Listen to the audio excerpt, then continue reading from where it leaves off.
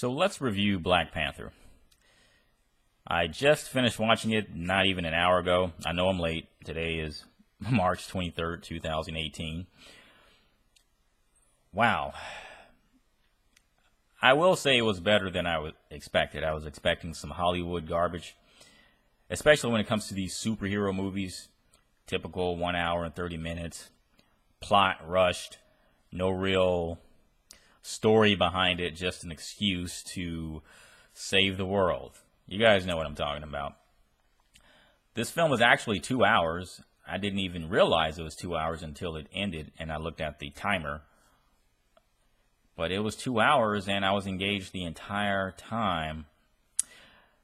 One thing I can really appreciate, and I know this has the Christian community of the African American community shook, is there was a lot of respect and appreciation shown to the ancestors.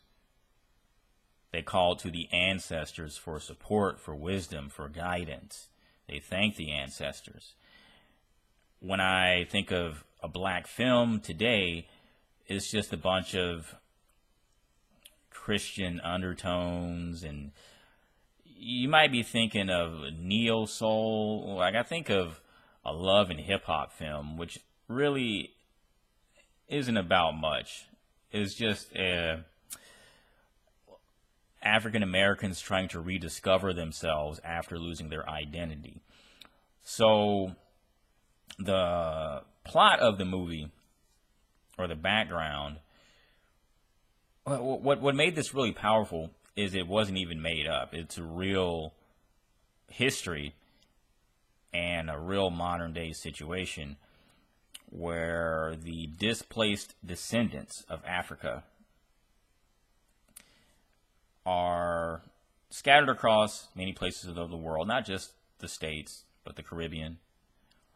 But in particular, the movie was focusing on what we're going through in the States, which is growing up in the streets and being bred to be a savage. And so what does that mean? It means you do what you have to do by any means necessary to survive. You don't care about the system. You don't care about the rules. You do whatever you like. And you will mow down any enemy that comes your way. So we have the antagonist of the story who had to live that tough life and was angry at Africa, or in this movie, Wakanda, a country of Africa, and argued that it wasn't necessarily their fault, but they had a responsibility to save or to help or to care. Right? Now, this is an interesting contrast because the protagonist felt that it was Wakanda's fault. He felt they were responsible for creating the monster antagonist. Yet, he wasn't the one that wanted to invade the States or instigate wars. See how that works? So on one hand, you've got the protagonist, who's a king, and the antagonist he has the right to be a king, and during part of the film he is king, but he's just so savage the people got tired of him quick. He didn't know what to do with his power. He wasn't mature enough, and he was focused on revenge. And so the protagonistic king is compassionate, understanding, respectful, level-headed. He takes the high road. The other one is just focused on war, and that balance isn't even there. They even do a compare and contrast with how they deal with their women. It explores unity. So when you talk about the misguided youth we have today, especially the misguided men, they're very disrespectful towards women. And in the film, the antagonistic king there's a scene of him killing a woman. There's a scene of him choking a woman who didn't listen to him. He told her to do something, and she sort of resisted or questioned him, and he picked her up and choked her and said, "When I say do something, you do it." And it was just a cringing scene where everyone was just gasp. And the other king, very respectful towards women, but not a pushover. So he has his moments where he is in disagreement with one of the women, several of the women, but it's like a little back and forth banter that doesn't get out of hand. And he's respectful, but he's also a king. So one thing about black women is they never just fall in line like you might see with a European lady. They have a lot more etiquette they learn, and they're expected to be very elegant in many ways, and calm, not get out of line. Black women, I guess they just don't care. So in this film, you can definitely see that. And they're fighters, they're warriors. So these black women, they are not afraid to speak their mind and express themselves. So the film was very inclusive of that ferocious female warrior within black women. And it really shows that the black men have to be respectful of that. They don't really have a way around it. And that I think, generally speaking, that is just natural across all African families and countries. I don't really know. What else? So the main question is Africa responsible for the problems that its descendants are facing? Because what we're looking at is a group of people. We call ourselves African Americans. I'm African American. Not really, but I was born in the United States, and I'm technically African. So many are suffering from an identity crisis, and they're trying to rediscover themselves through a really messed up world of crime and drugs and poverty, discrimination,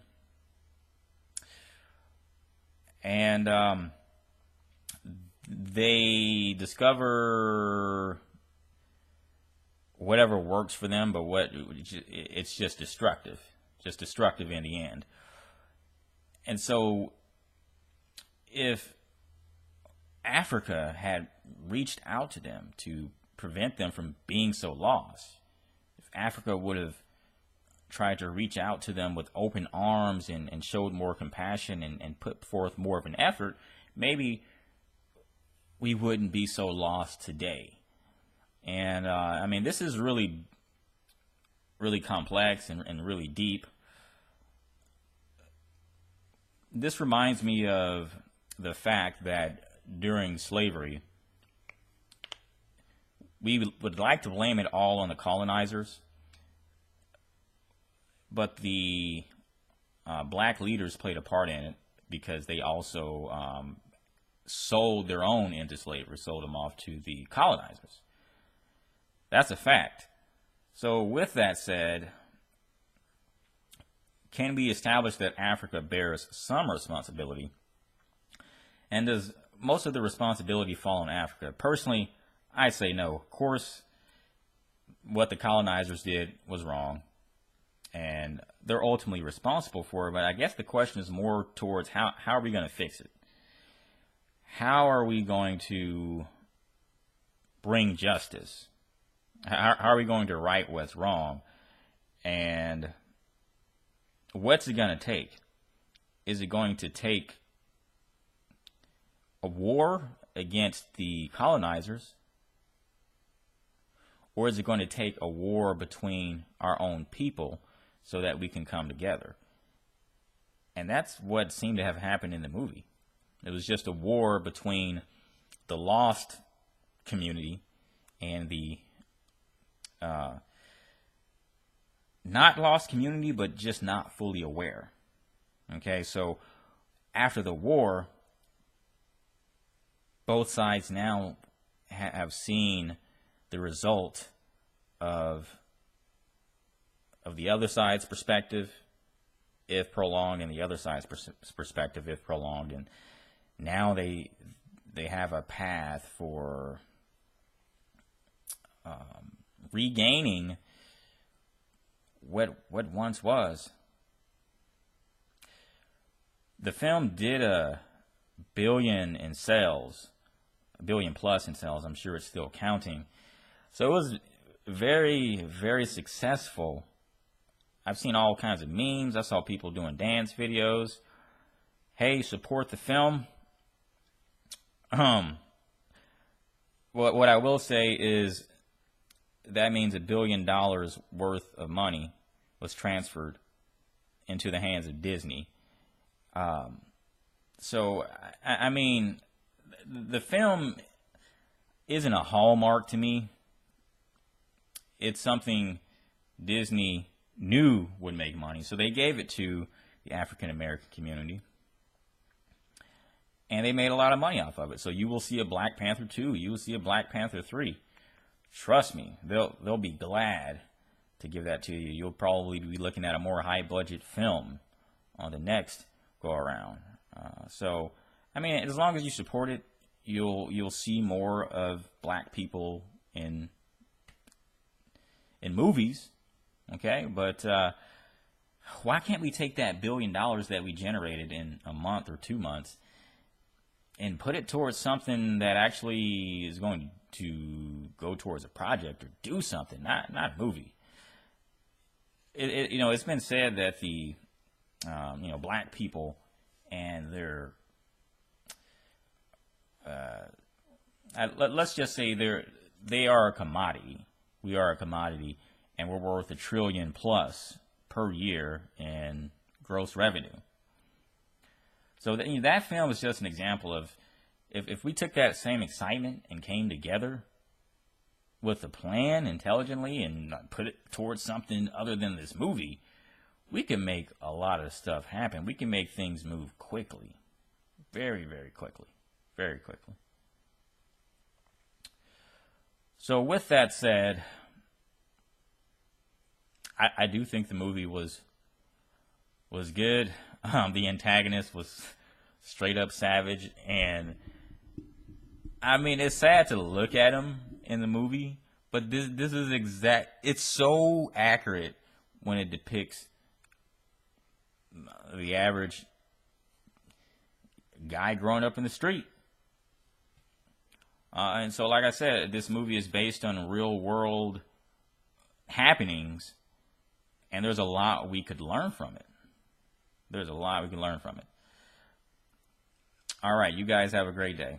I don't normally do reviews on my channel. Let me just say this.